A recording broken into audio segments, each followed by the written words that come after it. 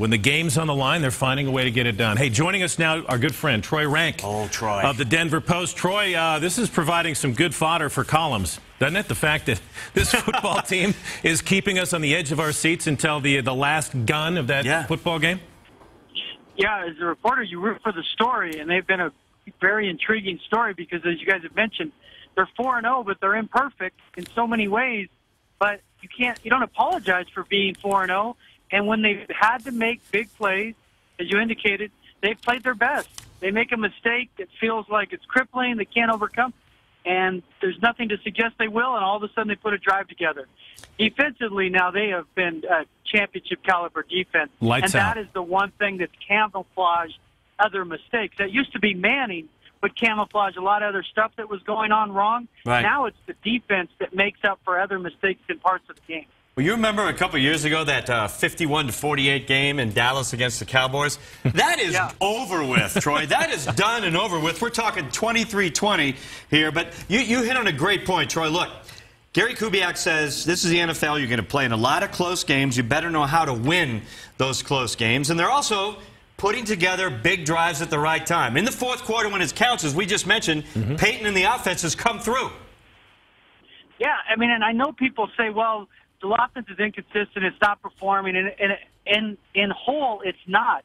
But to have the skill and resolve to do your best when the fire alarm is blaring, that is a unique attribute for a team. And usually teams that do special things have that ability, that when everything looks like it's going wrong, they turn it around and make a play. And this, while it's hard on fans' hearts and their ulcers and their fingernails, it ultimately helps define a team later in the season, because they won't get to a point now in November and December where they're trailing and go, man, we've never been in this situation before. They've been in it every week.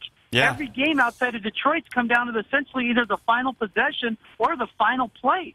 Well, we've come so far, Arn, from Star Wars numbers, and we're not going to win with Star Wars numbers, basically. The Broncos decided they're going to win kicking and screaming with defense. And I saw T.J. Ward screaming. I saw Von Miller screaming. I saw Malik Jackson screaming. I saw everybody screaming out there, including myself today. Troy, the defense gets a boost. Derek Wolfe is going to return to action this week. How big a help will a fresh D lineman, D tackle be for this front as the Broncos get ready to take on the Raiders this week? Well, the thing about Wolfe is he helps in run support. I mean, they don't have any issue getting to the passer right now. They have 18 sacks. There's only been two other teams since 2004 that have had 18 sacks after 4 games. So while Wolfe's decent in the pass game, where he can really help them, it gives them depth, quality depth, and he's going to start, so it makes them deeper across the board. But he can help in the run game, and they haven't been bad in the run game.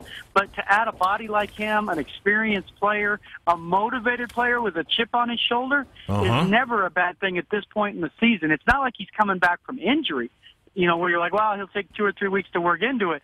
He's coming back from suspension where he's healthy, and they're not asking him to do, he's not going to play 60 snaps. Hey, go out and give your 35, 40 best snaps. It makes an already good defensive line even better. Yeah, look, Adrian Peterson, Troy, yesterday broke off a 48-yard run on 4th and 1 for a touchdown. That's what everybody saw. That made the highlights.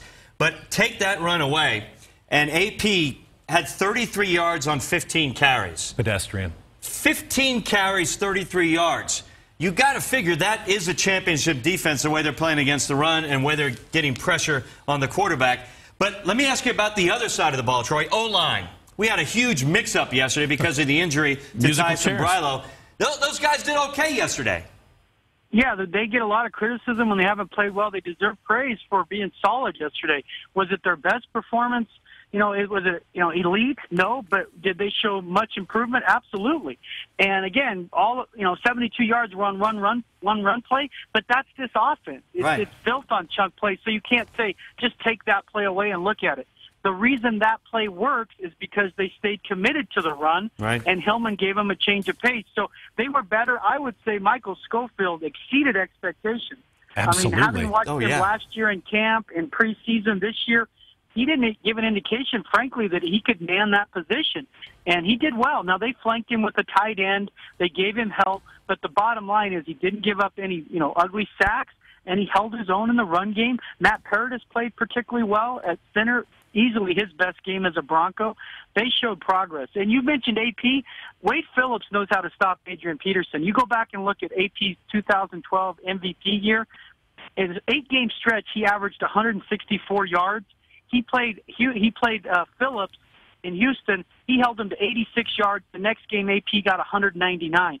So during that MVP stretch where he won the award, Wade Phillips was the only defense to stop him. Yesterday, they had a great plan to use linebackers all over an exotic front, and Brandon Marshall played as well as anybody on the team. All right, Troy. Onward to Oakland, baby. Raiders week. Yeah.